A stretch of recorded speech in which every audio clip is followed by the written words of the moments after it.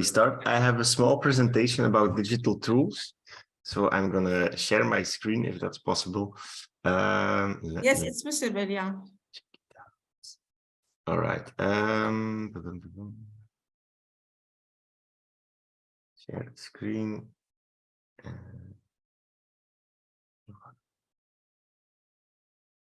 So you should be able to see my screen now. Yes. All right. So I'm going to introduce you all to some tools we all use for blended learning courses. It's a bit of everything. It's about making videos of your lessons or short informational videos or educational videos, but then also about tools you can use in your course to make your course more than just reading and writing, to make it interactive, to make your students have to do things inside your course. And it can be just for interaction, it can be for evaluation. And there are even some VR and AR tools. And it's all about student motivation in the end, because if you want to keep your students engaged, you need to give them something to do, something to break the reading flow so that they don't have to read all the time and do nothing else than just reading. On the right, you can also already see some logos of the tools I will be talking about. You might know some, you might not, but it's all an adventure to explore them, and it's really great to use them inside in your courses. The first one is for video editing, because when you record your video, there might be some mistakes. You might forget some words or something, or you want to add something. You want to cut and move some parts of the video, add subtitles, fix the audio, a lot of different things you need to do on your video to make it work and be a professional video. For that, you need some video editing software. And there might be some people here who've already got some experience with this. But I will teach you in Slovenia how to edit a simple video and make it look professional, make it look good. Yes. For this, I will be using a free editing software made by Microsoft, who made Windows and such and Office, and it's called Clipchamp. It's relatively new. It's relatively new, but the good thing about it is... Dr. Yahya, I ask you to mute yourself, please. Sorry, Lester. No problem. So the good thing about it is that it can be used inside of your internet browser, like Chrome, Firefox, or Edge, but it can also be used offline like a program. You can download it and use it in that way. And with this tiny and easy to use free tool, we can record our screens, we can edit videos by importing them, we can use free templates, free sounds, images and such, and we can use basic transitions and edit our videos like cutting and pasting, removing bad parts, and even using a green screen. And for people that don't know what a green screen is, the official name is a chroma key. It's when you stand in front of a green screen and then the green screen is digitally replaced by another background. And this background can be a schematic, or it can be another video. It's whatever you want. It's the same thing that the people who present the weather on the news, they also use it, a green screen, to project all the map of the weather. So this is completely free, and the only thing you need is just a Microsoft account, but I'm guessing that most of you will already have this. You can install it on your computer, but it's completely unnecessary since it works in your browser. I will quickly show you how what it looks like. So I have it here, but yeah, there. So over here I have Clipchamp. New video, there we go. And this is what it looks like. It's very simple. It's inside of my browser. Over here I can import my videos, and over here down here I can edit. I'm not going to go too much into detail because that's for in August and that would take a lot of time, but this is how a regular editing program looks. And it might look complicated at first sight, but it's actually really, really easy to use. You can record your own videos, you can use templates, you can add music, you can add text like subtitles or just remarks on your videos and such and such. And that's what I will teach you. So for this, the IT departments can install this on your computers, but it's not really necessary since you can use it in your browser. Yeah. Okay.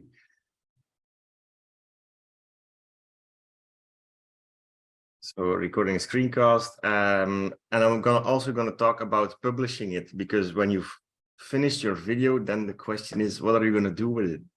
Because videos are big, they use up a lot of hard disk space. So you might want to consider uploading them to a website like YouTube. You can also upload videos to Moodle, but the problem is if everyone's going to start uploading videos, that's going to take a lot of disk space up on your Moodle, and that's not always possible. So it's better to upload your videos on a site like Vimeo or YouTube or otherwise. And that's also something I'm going to teach you on, how to publish a video on YouTube and putting it private or unlisted, but so that not everyone can watch it, because I know that not everyone feels confident with putting their face online on YouTube for everyone to see. And the only thing you need for that is just a YouTube account. And I think a lot of people will already have this, but otherwise I will teach you how to make one. And that's video editing. That's all you need for just creating videos, recording your screen, and adding it in a bit. Now, I'm also going to teach you about tools. And right now on my screen, you can see a summary of tools. It's not all tools, but it's a lot of the tools that teachers use in their classes. And tools is a very big name because it's actually every digital program you use in your lessons to prepare your lessons and so on and so on. And you can see some popular ones like YouTube, Office, Kahoot. I've heard yesterday and the day before that some of you use Kahoot and what's it called again, Socrative and so on. Those are really, really good tools. But those kind of tools and the tools you can see here, most of them is just to ask questions during lessons. It's live. It's not something that we use in learning paths, because to use Kahoot and such, you need to be there in class with your students to go on with the quiz. And most of those tools also aren't free, or they have a limited free version. So what I'm going to do is give you a whole range of free to use and easy to use tools to get interaction inside of your courses, so that students can make exercises at their own pace. And these exercises it can be quizzes, which is normal quizzes, yeah, true, false questions, multiple choice and so on, but also interactive videos where students have to watch a video, and in the middle of the videos, there will be questions and extra elements that students can click on, so they need to stay concentrated. Also, some other examples, which I will show you right now.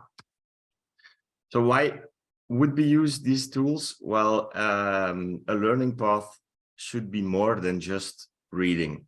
It's like reading a really long text. For some students, it might get boring after a while, and they lose concentration if they don't have to do any exercises or just read. So it breaks the flow of your course. It makes the students, it gives them some breathing room, and it makes sure that they stay concentrated. The easy thing about those tools is that you can generate automatic feedback. Instead of having to give feedback on your own each time, you can send automatic feedback. For example, when they get a bad grade, they get a notification, you need to do better, try again. And when they have a good grade, you tell them, good job. It makes formative evaluation, but also summative evaluation very easy. And it's also a good self-reflection for your students. And you will also see that these kind of apps, these kind of tools make your course so much more fun to go through, so much more beautiful and easy to use. So one example, and it's the most important example, is H5P. H5P is an interactive tool set with a lot of different content types. And it is actually built into Moodle. Now it can create quizzes like true false questions, multiple choice, fill in the blanks, and so on and so on. And I will show you some examples. Now, to use this on your own Moodle, it's possible that the IT department will need to do an update, because sometimes I think the normal Moodle comes with some H5P, but the content types are limited. There's not all content types that we want. So it's possible that IT department will need to update the H5P plugin. Yeah. It's really easy to do. It takes maybe 5 to 10 minutes if you know how to do it. I even have a video about it, so I can send the video to all of you so that you can easily install it on your Moodle server. Some examples, as you can see on screen. Here is just a picture, but I can actually show you them on the Moodle site of Polyflip. This is an example of one. I'm gonna close these things. This is the parts of the flower, and if you can see the little scroll bar down here, if I scroll with it, it gives me some images, parts of the flower. Students can think about it. When they scroll further, the answers or the numbers appear. Further, the names appear, and then some more details, and so on and so on. So it's actually really interesting for students to do this, since they can first think about the answers and then check if they're right. Second example is very simple. It's just true false questions. Which of these situations can increase the reaction time of a driver? For example, I can click on an answer. It can be multiple. That's something you can set yourself and then check it. It's not right. Okay, show me the solution. The solution. I think I didn't set the solution, but that's okay. There's multiple questions here. Here's a second one. Drag and drop with images. For example, this is a really interesting one. So you see 4 trees, and you have to put the correct seasons in the correct order. Like spring will be this one, summer will be this one, autumn this one, winter this one, and then also the dates to put them next to it. There we go. Excuse me, and the teacher can track all interactions of his students, and he has yeah. Yes, all scores, everything a student does in all content types, because some content types like flashcards don't really keep score, but these ones, if I check them, like now, I have some automatic feedback and 6 marks out of 8. These marks will be saved in Moodle. So you can check your students' progress in the meanwhile. Okay, thank you. But it's not live. You after you need to go to some place to see. So the whole point of this is that they can make these exercises whenever they want in a learning path. So it's not face-to-face, it's online at home. So they can just make these exercises when they're at home, and then you can check scores after they did it. So these exercises are more for your students to practice. You can also use these in class, tell them in class to go to the exercise and complete it. But it's more meant to be in the middle of a learning path to break the flow. So when they've read some content, they want to check if they understood the content, and then they can just make an exercise to check on themselves. And you can set automatic feedback, but you can also track their scores, so you know which students are doing good, which students are not doing good on their own. So it's a way of kind of checking on your students if they are able to complete learning paths, if they're doing good or less good, and then you can give extra work or extra feedback, extra exercises. Okay. Okay, thank you. Okay, so these are some examples. There's more. There's a lot more. This is a true-false question. This is fill in the missing words. So the students have to fill in the correct words. You can even give hints and tips if you want. So this is all really easy to set up. Drag the words. It's not completely on screen, but you can make it so they have to drag words to the correct order, and so on and so on. Okay, I think I have one more. Yeah, click the word, so they have to mark the correct word. So I click the various types of berries, then they have to click all the types of berries, and so on. These are just examples, of course. You can do whatever you want with it. Okay. So there's a lot of content types. Here you can see a quick summary of what you can do. There's a lot more. This is not even the full list. These are the active interaction ones, like find hotspots, fill in the blanks, presentations, drag the words, true false questions, flashcards, and so on. There's just so much to do with it. I haven't even tried them all yet, because there's just so much to do. Here's more.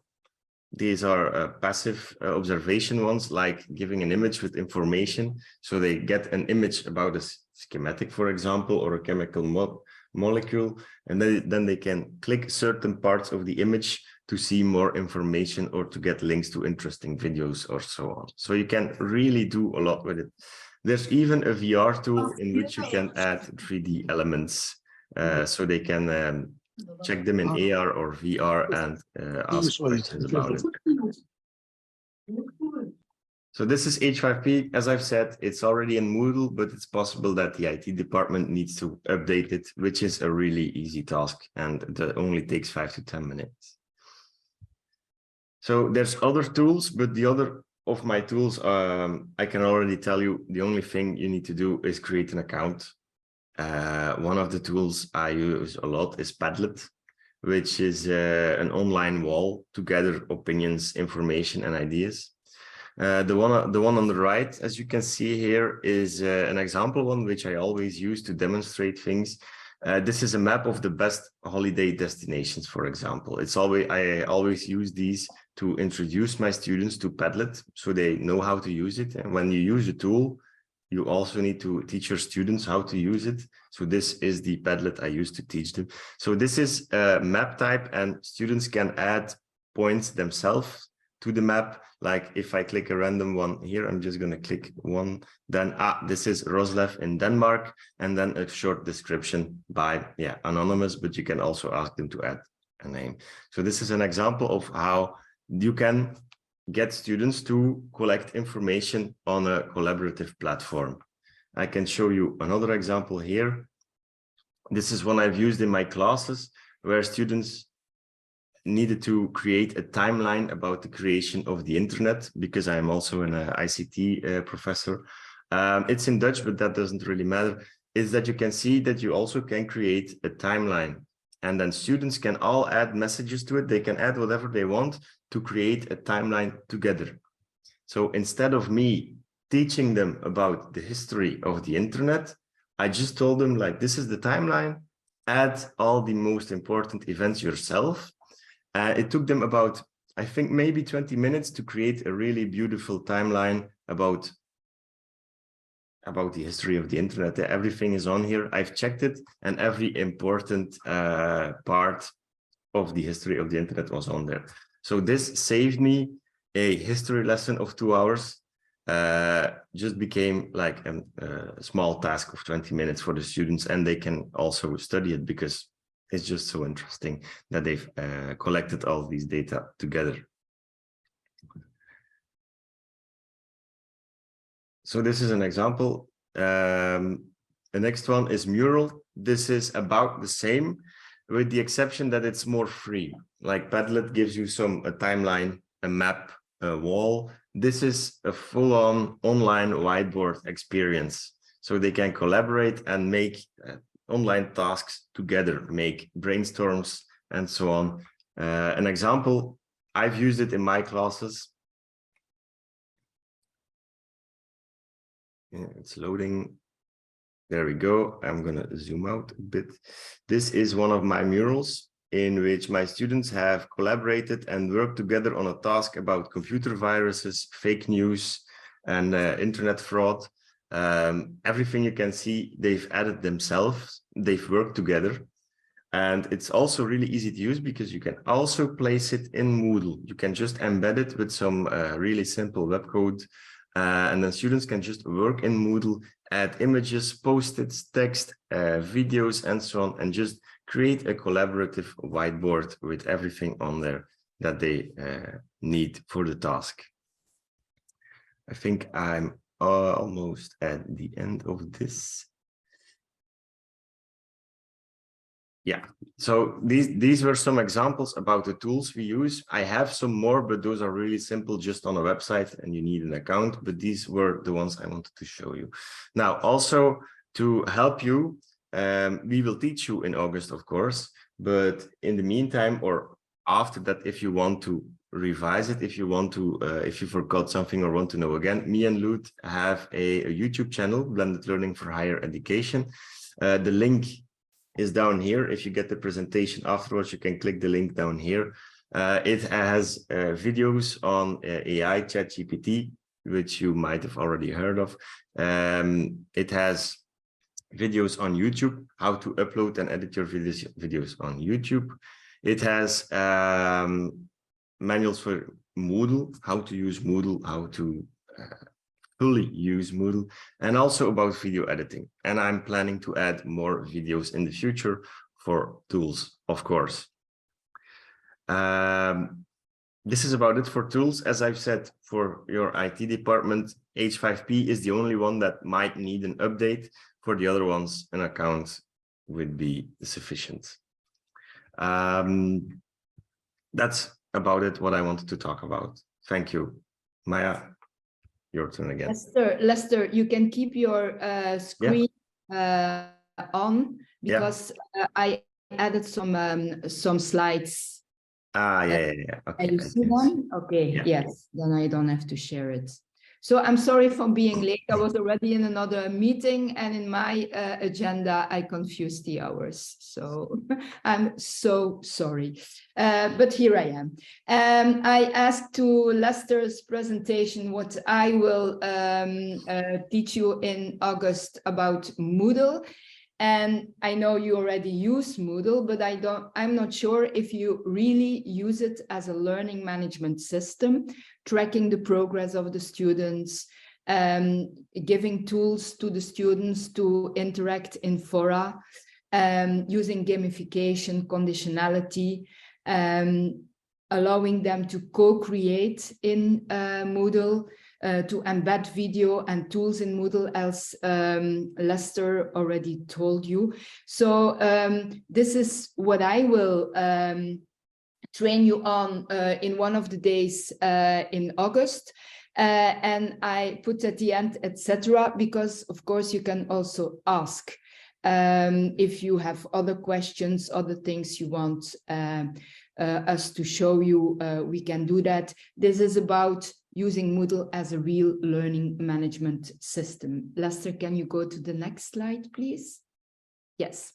Then, because it is so easy to use ChatGPT as a source of inspiration, there will also be a training on ChatGPT to make your learning path structure. If you are blocked somewhere in making your learning path, ChatGPT can help you to use and provide differentiated questions, to make automatic summaries of videos, text, and research, for example, to compare information, to write the text, to translate, and also etc. And what is so important there, and what many users don't use yet, and it's the most important of using ChatGPT in a right way, is to make sure that you ask the right questions and that you ask them in detail. And that is what we call prompt engineering. And that is coming up very quickly now as a kind of new needed knowledge. So if you are interested in that, it sounds way more difficult than it is. So it's like engineering, but it's just making good questions, which can also help you to define your objectives in the right way. Okay, Lester, next and last slide, I think, yes. And then there will also be a short introduction, not on how to edit videos, that's Lester's part, but how to present in front of a camera if you have a live lesson or if you have a lesson that you want to record. It is so important that you know the tricks on what to wear, how to use your hands, how the camera should be orientated, etc., etc. So that will be a short training, a little bit different from the rest, but in my opinion, also very important with some tips and tricks. That was my part. And over to Maya now, I think, or Nua. And by the way, hello and good morning, everyone. Yes, thank you, Lut and Lester. I will jump in because at this point, I think an important decision needs to be made. We discussed it with Nua already. So Moodle, in the Polyflip project, we decided to have a separate Moodle for the project where now the courses are also available, not to all yet. And where all the plugins that we needed and everything else, so that it was a little bit easier to work with, especially for those institutions that don't use Moodle. In your case, everyone uses Moodle, I understand that.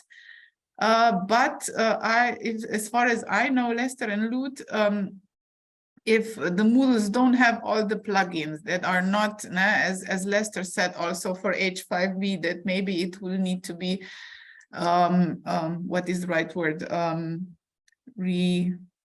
Lester, help me. Updated. Updated, I'm sorry. So I think this is one question that we need to address. And then I think also that after this meeting, all the partners need to have a list, again, Lester, of all the tools that we will be using at the training. Just as we saw, most of them are now freely available, don't even need to be downloaded. But just so that we have the list and that we make sure that everyone has the information. So I think these 2 points need to be still discussed today, and also, of course, all the open questions that you have. So maybe firstly, Nua, has the consortium decided to set up the 3EE Moodle, and will it be set up until the home training in Slovenia?